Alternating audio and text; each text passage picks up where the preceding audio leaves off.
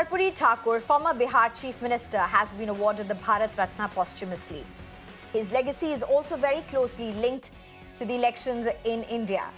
And this highest civil honours timing is being seen as crucial in the context of the upcoming 2024 parliamentary elections, with every political party staking claim and counter to what many have claimed as an appropriation of the legacy of Karuri Thakur. The Karuri Thakur formula, a term which most in this generation may be unfamiliar with, at least till recently, provided 26% reservation, of which OBCs got a 12% share, the economically backward classes among the OBCs got 8%, women got 3%, and the poor from the upper caste got 3%.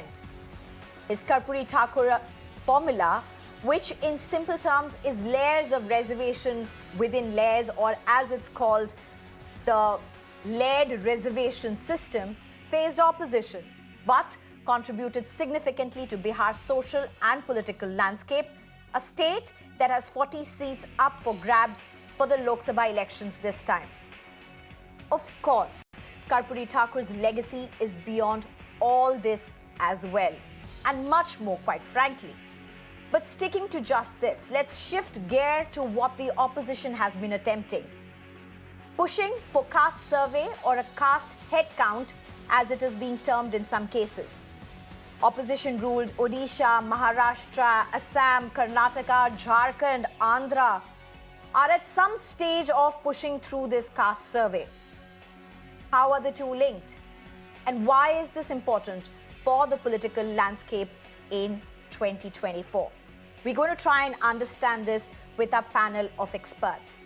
Dharinder Tayal, the BJP leader, Ghanshyam Tiwari, national spokesperson for the Samajwadi Party, Professor Sanjay Kumar, co-director, Lokniti and Research Program, CSDS, and Santosh Singh, senior assistant editor, The Indian Express. Thank you very much, all four of you, for joining us. Well, even before we dig deeper, my first question is to my BJP and SP panelists. No disputing the Bharat Ratna is truly well-deserved. But what are your responses to the attempts of what are being claimed as appropriating the legacy of Karuri Thakur ahead of the big polls? To you, Mr. Dharinder Tayal, first. So I think, I don't know why everybody has to look at things from a political prism all the time.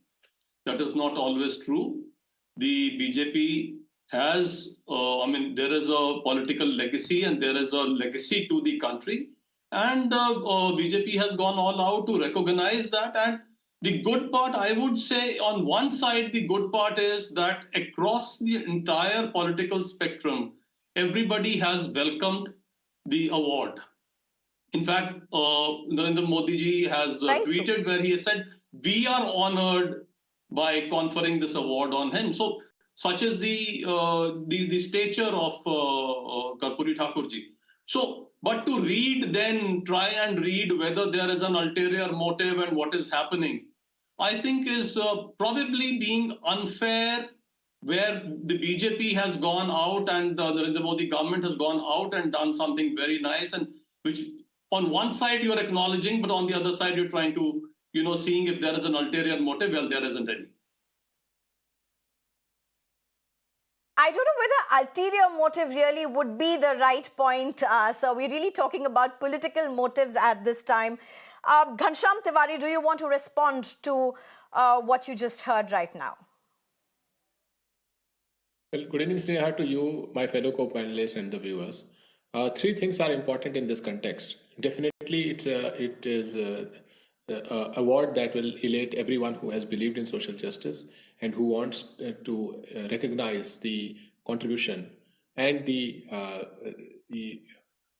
honesty as well as thought leadership of Karuri Thakur ji with respect to Bihar and with respect to social justice politics in India. And to that extent, this decision by the government is a welcome decision, and every political party across the political spectrum has welcomed it. But second, when you look at BJP's attempts in future, especially in Bihar, to politicize it and get political votes out of it, the moment they do that, they will face a history where Karpuri government was defeated in the well of the house. He lost the government because of BJP when he introduced the Karpuri formula. That BJP fundamentally is seen as the party of upper caste in Bihar. They oppose the caste census. They also oppose the special category status, though that doesn't have anything to do with the caste census and upper caste. But their top leadership communicates the ethos spirit of a caste system dominated by the upper caste. So that's the second part. They will not politically benefit from it. And third is that yes, they can joy on the news that Nitish Kumarji has welcomed it, and rumors could come in that this is a sign for him to come closer to BJP. But none of that is happening except some news cycles getting created. So the reality is that this is a recognition of the idea of caste census, and the recognition of Karuri Thakurji will further strengthen the mission behind caste census, that opportunities have to be proportionally distributed depending on who stands where in terms of the stage of progress. Okay, but it's interesting that it's not just between the BJP and the opposition parties. In fact, the kind of claims that further started emerging, welcoming, of course, the move for the Bharat Ratna, also saw a kind of competition between the RJD, for that matter, and the JDS. That also was very interesting play out. But let me just get in Professor Sanjay Kumar at this point. Professor, to what is being seen right now, a revisit to the Karuri Thakur formula for a generation that has not been very well aware of it, to what has been playing out across states with the opposition trying to push for a caste census. Now, is this nothing but extending Karuri formula beyond Bihar, or an attempt really at that? Sneha, I couldn't get the question. What is the question? What? Can you repeat the question? Professor Sanjay Kumar, this entire caste census or the caste survey as is being seen by the opposition, isn't that just about extending the Karuri formula beyond Bihar and trying to see the dividends that would then be as a vote share within these states? Is it now what otherwise was a Karuri formula very restricted to Bihar, spoken about within Bihar, the 40 seats that are in claim, of course, all of this hugely important Bihar. But with what's happening or the attempts being made by the opposition really is now taking all of this quite far beyond Bihar, even though we are in 2024. I'm not sure whether when the opposition parties, and it was being played on the screen, that there are a large number of state and large number of chief minister who are all in favor of a caste census. I'm not sure when they say that they are all in favor of caste census, whether they actually want to implement what is referred as the Karuri Thakur formula in their different state. But I'm sure the message which they are trying to send out, all the state governments which are in favor of caste census, that yes, there is a need to, there's a need for a caste census. Once you do the caste census, you would also be the government will also be in a position to know the socio-economic situation of people belonging to different castes, especially from the OBC caste. And once the government is able to get the data about socio-economic deprivation or well-being of people belonging to different OBC caste within the OBCs, then government may be able to devise policies for their welfare. I think that's the big message which many state government are trying to send out to the people of their state. That is the attempt.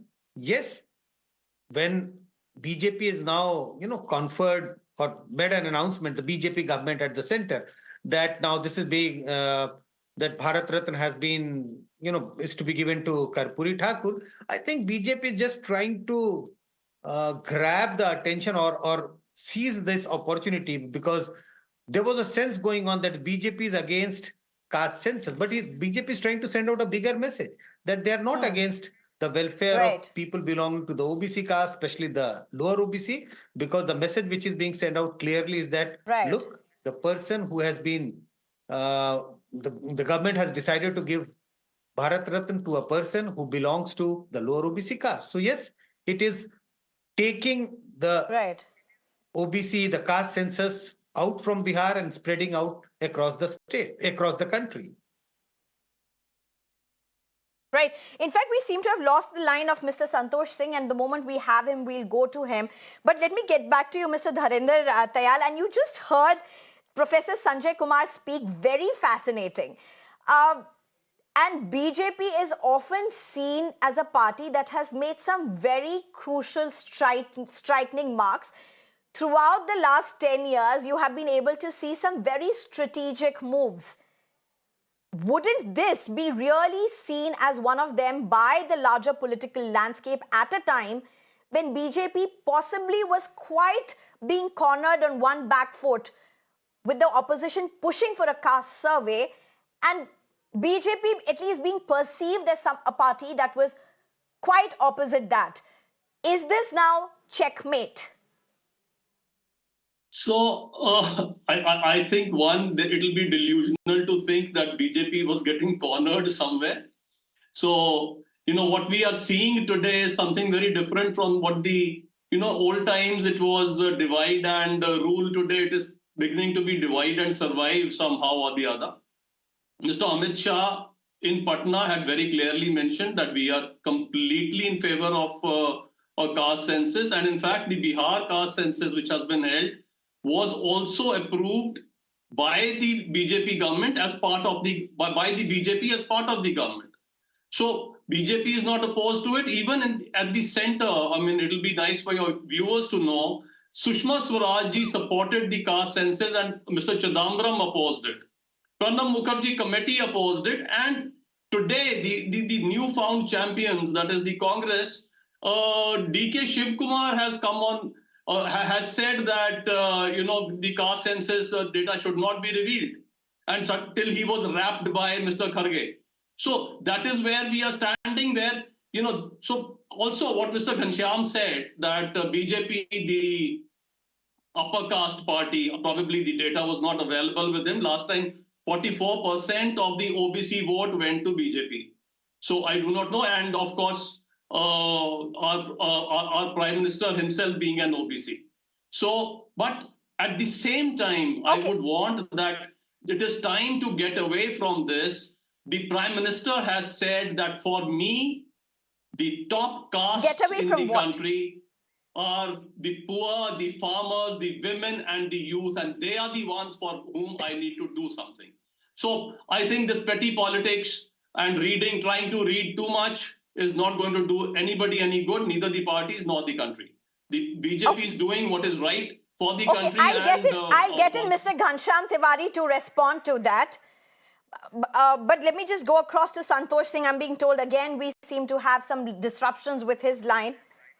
We'll get him as soon as we can. But Ghanshyam Tiwari, do you want to respond to that? Very strong statements coming in, quoting the Prime Minister and saying you could go after all you want for the caste politics, caste census, but BJP's game plan is different. How would you look at that?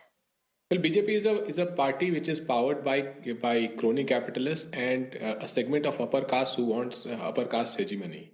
That is clear, and as a result of this driving force, to win in politics, they play symbolic politics. As far as reservations is concerned, when the Constitution of India came into force, the mother organization of BJP, RSS, opposed the Constitution.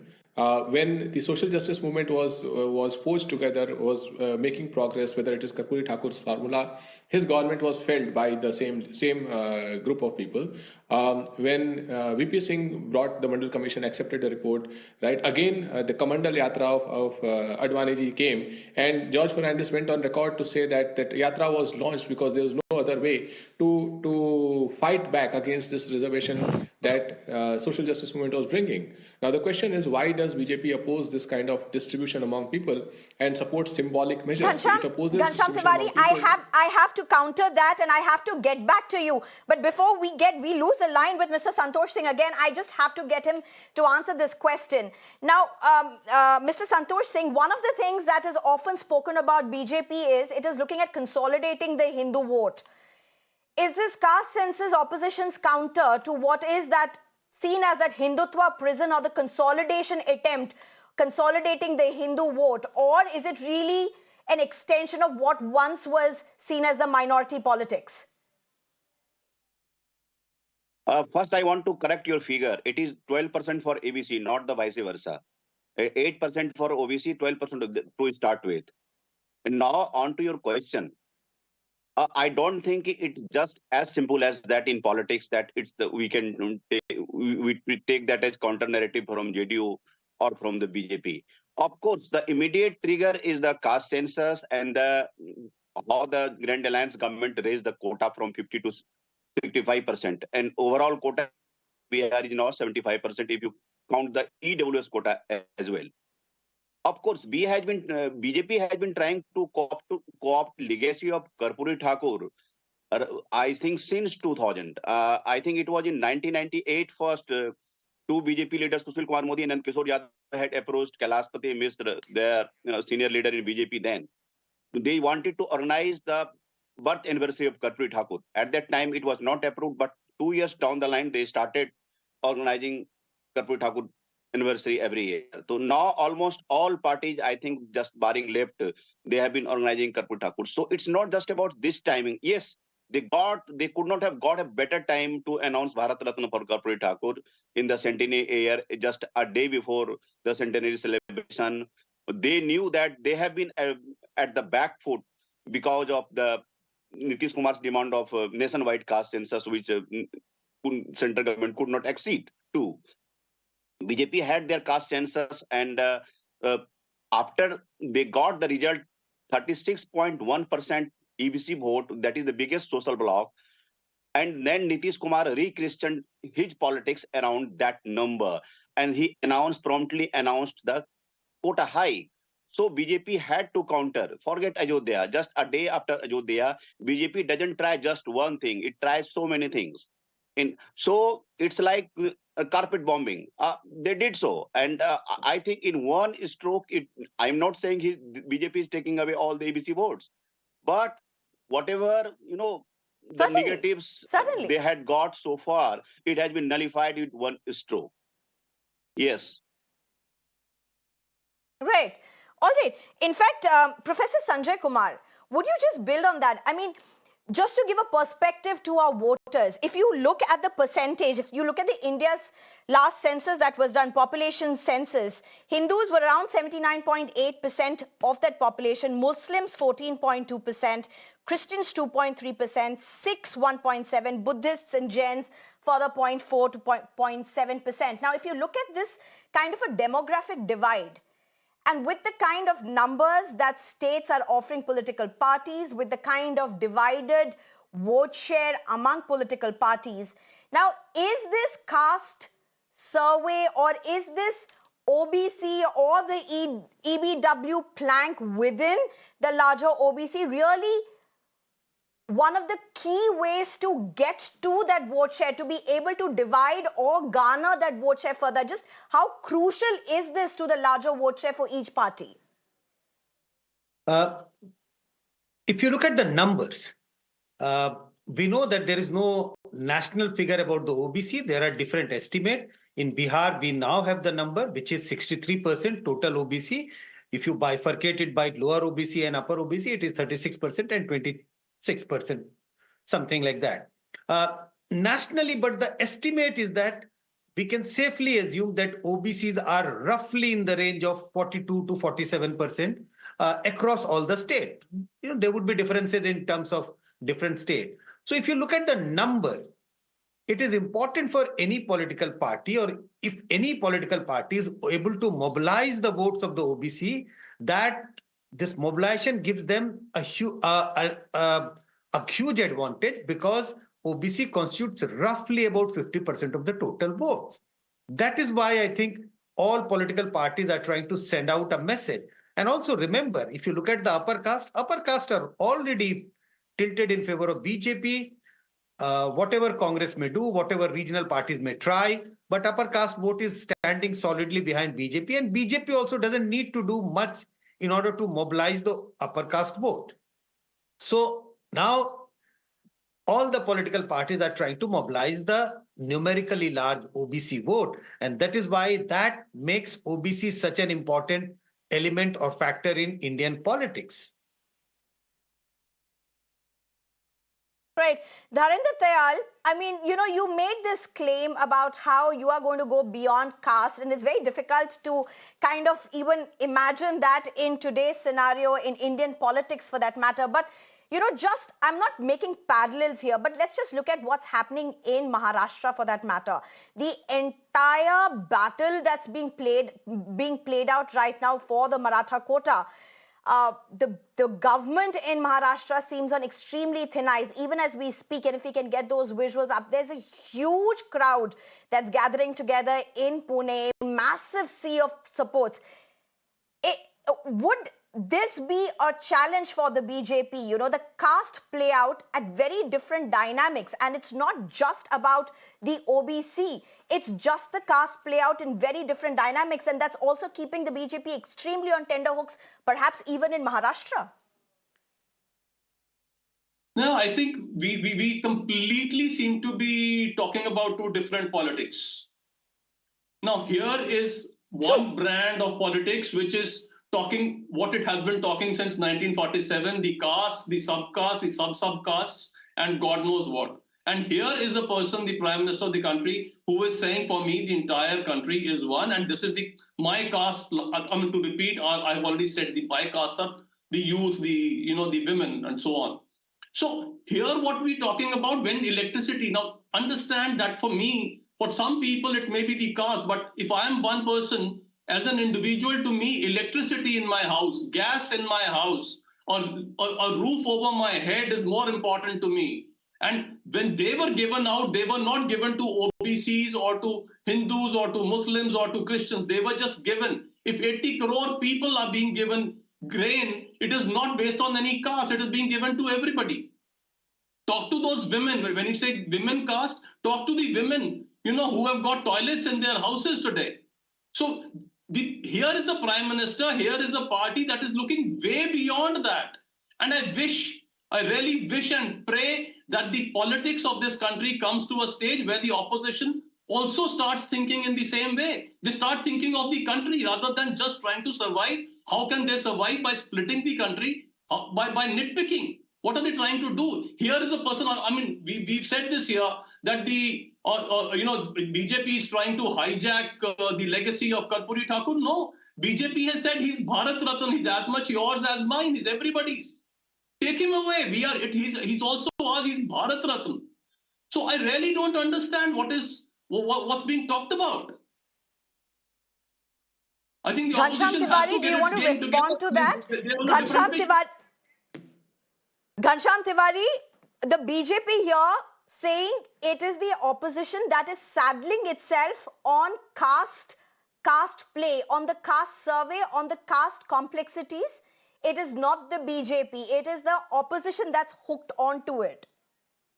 Well, absolutely. We take that charge as a badge of honor, that we believe that there is more that governments must do to correct the hundreds and thousands of years of injustice meted to various castes through the caste system, whether it is for the backward caste, for the Dalits, for the EBCs. It is not by design that or by accident that people face multi-generational poverty. Caste plays a key role in why people face multi-generational poverty. The entire social justice movement is about empowering those who have been disadvantaged by the caste system. If you look at the 80 crore people who are benefiting from the food security, how many of those are Dalits? Why do they not have landed assets? Who will ask these questions? How will that survey be conducted? It is all nice to say that yes, Mr. Modi is working for everybody. They have given 48 crore mudra loans. If that would mean that on an average every family has gotten 2 mudra loans. Ask your voters, have they gotten 2 mudra loans? So the Ghotala of BJP is promising one thing and delivering another. Why? This caste surveys. They promise 15 lakh to every individual. Caste surveys are not new. Please finish. What did they offer? They offered a right of around 15 lakh crores to industrialists. So for BJP, they say one thing and do another. It's a nexus between people who believe in caste hegemony and people who are crony capitalists, and they will take symbolic measures to make others feel that they are included in this so-called progressive view of India. But the reality is that inequality is rising. question. The This backwards and Dalits are falling caste behind. survey is really not a new concept. Whether you call it survey or census for that matter, India has precedents of such being happening, whether it be during Morarji government, whether it be during UPA 2 commissioning the first caste census. Manmohan government did not release that data. Karnataka kept it, kind of in wraps for a very long time. The results were not released. So if these caste census are so important to understand which are the weakest sections, why not release the data when you had the data? I mean, the Absolutely. opposition So, also has that to answer. Yes, that's a fair criticism. But then in 2018, Rajnath Singh said that this government wants to do caste census. It goes back to whether it is with caste census or women reservation bill. This government says one thing and does another. For example, they push the women reservation bill, you what didn't answer the question, belongs to sir. women today, to 10 years later. Similarly, in parliament, they say that they believe in caste census. In Bihar, they say we are supporting the caste survey, but they would not allow it to happen because, again, they want the upper caste hegemony. They want the crony capitalist hegemony. Why did they will symbolically support the idea, but not governments make it not release them? I mean, what the opposition parties seem to be uniting today under an India bloc, many of them had initiated surveys at the center and at the states. Why were the data not released when they really had it? I mean, it's a different story what BJP is doing now and what you're alleging. Should that mistake be used as a way to disadvantage people who are already disadvantaged? No, this government said that they will do it. Right, so that is the right of the people. Once the government elected by people is saying that they will do it. Why is Amit Shah ji speaking in 2 languages? In Bihar, he says that they want to do it. Who is stopping them from doing it? So I repeat, a party that builds its agenda on lies to the common people and benefits a select few will never take measures that benefit everyone. Okay, just my last 2 questions. Santosh Singh, if you could just come in. And I had asked this question to Dharinder Tayal also. But really the caste complexities are not just within one religion. If you look at the way it just pans out, there are so many layers to this. If you look at it, if you just look at the case study of what was happening in Bihar, it was not just the Hindus who seemed to have benefited with this formula. It was also others from other religions as well, Muslims who seem to have be brought in within this fold. If you look at what's happening in Maharashtra right now, it may not strictly be within this OBC playbook, but again has very strong caste dynamics. So this whole 2024 game plan, is it now, for a large part, elections used to be focused on minority plank. Is it now returning to what at one era used to be the caste plank? Is it a baseless question to ask? What is the import of it all? We are living in age of competitive populism. Ghanshyam ji was talking about it. He just referred to it. I'm just limiting my conversation to the Bihar context only. Nitish Kumar government announced 2 lakh each to 94 lakh families for 5 years. Can anybody tell me where would he get the budget from? We have loan of 2.9 lakh crore. We have annual budget of 2.7 lakh crore. Can anybody calculate? The number is huge, and then he will give another 1.2 lakh to some 60,000 families, and now plus there are appointments. So the import, why the government was in a hurry? Government had to announce populist tolls. They have laghu. They are just camouflaging it with some scheme that one member of family will do something and he would be given that money. But the first announcement was giving 2 lakh outright, 2 lakh of family. It is just in the election year you announce it. It is my doles versus your doles. It is as simple as that. The government the Prime Minister announced the extension of ration scheme, and in Bihar, and I think in some other state there could be another schemes. It is sheer populism. People are just, it's not about empowering. It is okay, government is also giving jobs, that's very fair, that's a good thing to do, but just giving 2 lakh, giving this, giving free uniform, school takes, so many things. I'm not saying that it's in welfare state you don't give that, but it's a pure allurement. I think, I don't know how it works out and where would the government would get the funds from.